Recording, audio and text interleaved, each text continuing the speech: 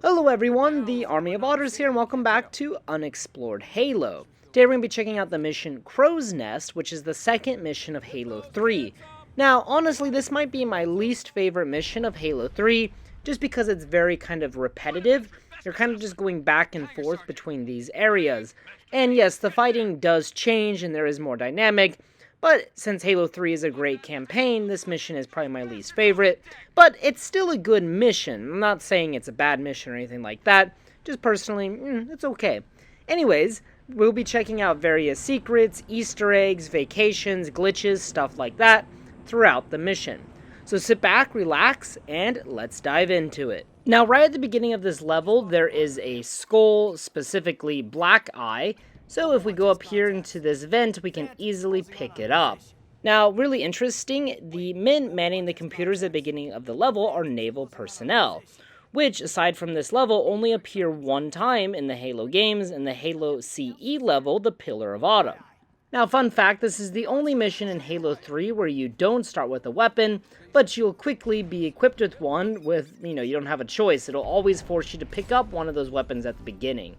Now, on this mission, there are rats, and they appear as allies on the radar, and you can kill the rats.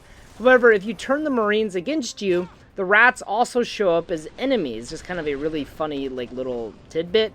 Not really important, though, but yeah, if you make the Marines your enemies, the rats also become your enemies. Now, as we progress further into the mission, these Marines and this Warhog get blown to smithereens. And try as you might, you cannot save these Marines, because the Warhog is not what kills them actually. These Marines are explosive. If any of the Marines die, the Warthog blows up. You can try killing the Marines, all of them, but no matter what, they will blow up the Warthog even before the plasma grenade detonates. So try as you might, you can't save them.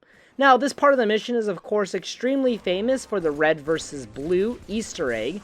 And in this Easter egg, we can find various characters from the, popular web series, Red vs. Blue, or it used to be popular. Anyways, they are arguing about the password for the door, and it changes depending on difficulty. Easy, normal are the same, heroic is unique, and legendary is unique. Let's take a listen. Hey, open up! Password, please! You gotta be kidding me! What password? The password so we don't open the door for brutes. Do I sound like a brute to you? Well, you could be held prisoner by brutes.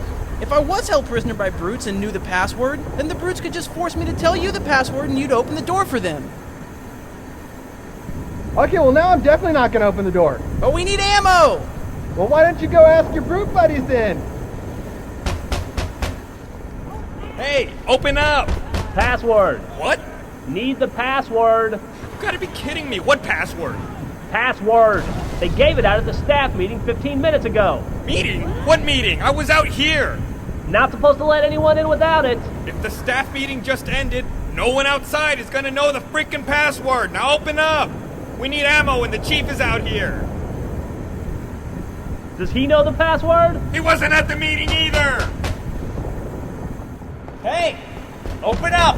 What's the password? Password? Oh man, I forgot. Forgot what? I forgot the password. See, that was almost right. See, the password begins with I forgot, but ends differently. Try again. No, I mean I forgot the password. Okay, see, you got it wrong again. See, you said the same thing as last time. I'm being serious. I don't know the password. No. See, you changed the first part. See, that part was the right part. See, now you got the whole thing wrong. No, I forgot what the password is, and I just need you to open the door. All right, come on, man. Now you're just guessing. So that is a very popular or famous Easter egg within Halo 3. I'm sure you know about it. Hope it made you smile.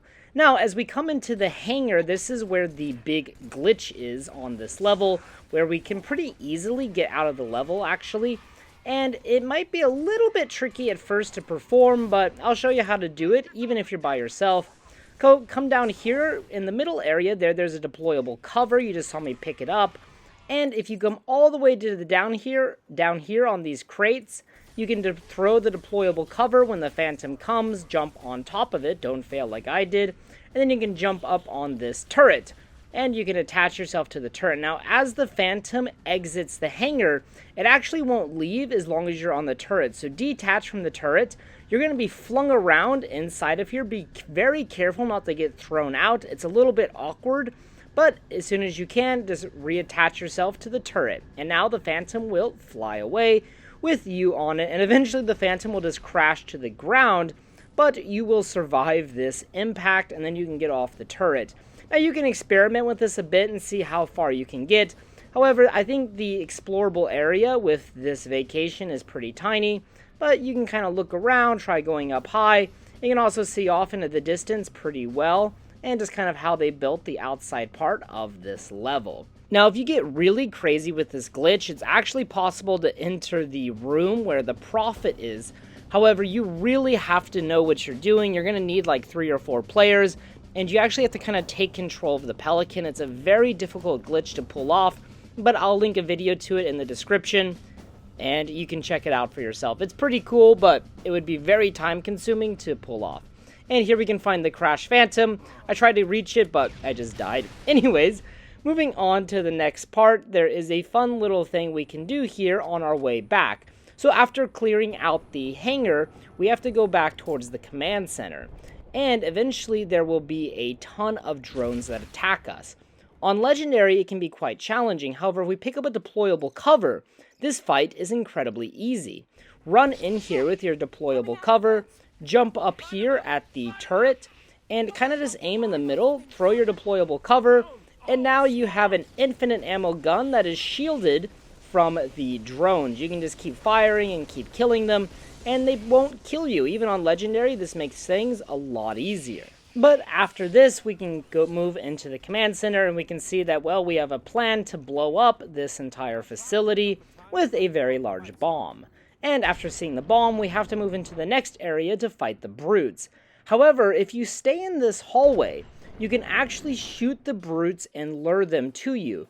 But the second you step outside the door behind us will close.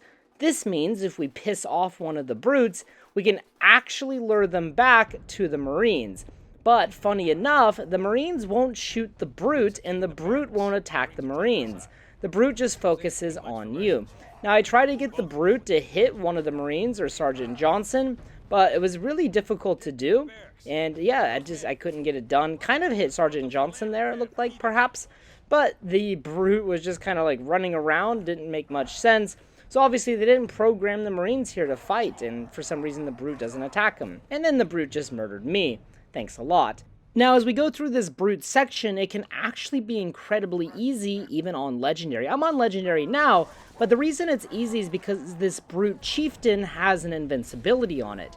There is an explosion that rocks the facility as you approach, which causes everybody but yourself to lose their balance. You can then assassinate the brute and take his invincibility. However, I need to note, sometimes he has a flare on him, in which case, well, you'll just die. Now, that trick is even a lot more consistent if you have a plasma pistol. Simply plasma pistol the brute, shoot him in the head with a battle rifle, and he'll die. Now, in this section with these like small pipes and the drones, if we just carefully drop down, we can get the Grunt birthday party skull. Perhaps the best skull in the game. Now, in the next section is a very large brute section. However, we can easily skip it if we have a gravity hammer, which we can take from the chieftain right before. Make sure you open the door to the barracks, and then using that little grater and a gravity hammer, we can launch ourselves across the lake. Kind of aim for the middle upper section of the grater, and you will fly across, and you can skip this entire section, which might be the most difficult section of the entire mission. Now going back and not skipping it, going into the barracks, we can find a newspaper, which features a Halo 1 grunt on the cover. Now, if you don't want to use a glitch to get past this section on Legendary, there's a little bit of a tip that I can give you. I don't know how many players actually know about this, but I figured I would go ahead and mention it. Now, as you make your way through here, this section is filled with tons of brutes. This brute was glitching out for some reason. I have no clue what he was doing, but I thought it was pretty funny. But you can actually climb up into the ventilation system here, and you can kind of flank the brutes pretty well. I was playing on Legendary difficulty, and I found this to be an extremely efficient strategy to attack the brutes from above, and also to get behind them rather easily. Also, from up here, you're pretty darn safe. They're not going to shoot you, so it's a really kind of efficient and effective way to take them out. Here I dropped behind the brutes, I used a shotgun, and, it got rid of them pretty easily. I almost died, but I didn't. And one last thing that I thought I'd mention, I don't really know why it's here, but there's this little side door you can open towards the end of the barracks section, and you can use it to attack the brutes. However, the brutes will just look at you instantly, and on Legendary, they just kind of rushed me and murdered me. So, not really effective, but interesting. Now, as we go into this next section where Miranda Keys takes off in the Pelican, we can actually ride the Pelican up a decent way and jump up on this top facility. Now, normally this facility is accessible after you kind of cleared out the area because the brutes will open a door below you. You can go in that door and follow the staircase up. However, from up here, these brutes can't reach us. Even with jetpacks, they won't come up to kill you. However, do be careful because a large amount of them will spawn behind you. If you have a gravity hammer, just take out that bad boy and take out the brutes. This is really effective, obviously, on any difficulty, but especially on Legendary. Now, inside of this little command post beneath me, you can find invisibilities. These invisibilities can be really useful later on in the level, especially on Legendary difficulty. Now, as I was wanting to point out, in this area, there's some kind of unique, or not unique, but weird things. Like underneath the Pelican platform, there's this very interesting, I don't know what it is really, but there's a door in the floor. I don't know why this door is here or what function it would have ever have served, but this base is apparently from the 1900s, so if anybody has any idea, please let me know below, because that door just takes you to your death. Anyways, as we progress further through the level, on Legendary difficulty, there will be Jackal snipers in this part, which can be extremely difficult. However, if you have the invisibility, as we mentioned earlier, we can just run through this part, and it's pretty easy.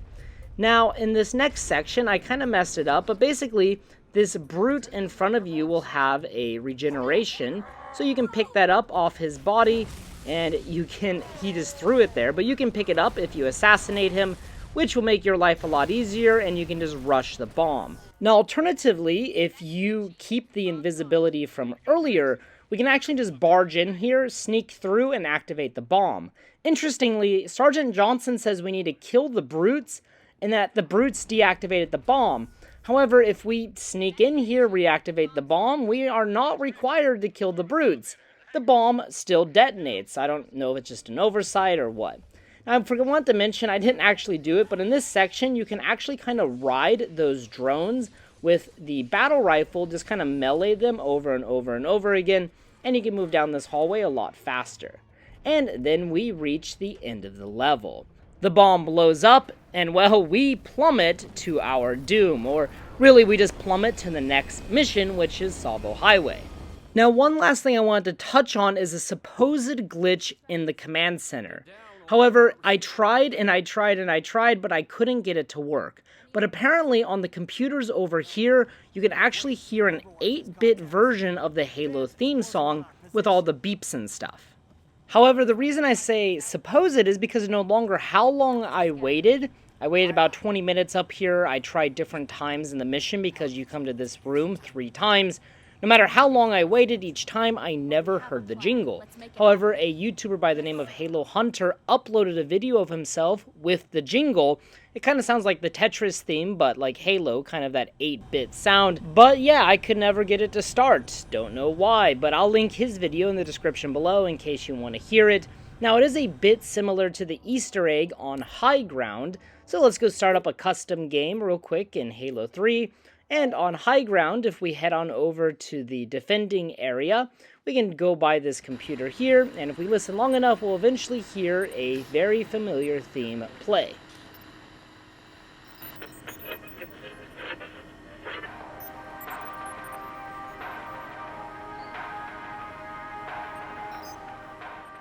However, the Crow's Nest mission is a bit different because this is the actual song, whereas on Crow's Nest, it's just playing through beeps and boops. Don't know why I can't get it to go. If you know why, please post down in the comment section below. Also, I just wanted to mention, if you listen longer, you will hear another song, and if you look at that bottom right monitor, that you will actually see Cortana pop up for a split second, like right there. I'll zoom in so you guys can see it a bit better. But yeah, just kind of a cool Easter egg with this computer on High Ground. Also, you'll get an achievement if you hear the song. Obviously, if you don't have the achievement already. Alright everyone, thank you so much for watching this episode of Unexplored Halo. I've actually had a ton of fun making this series.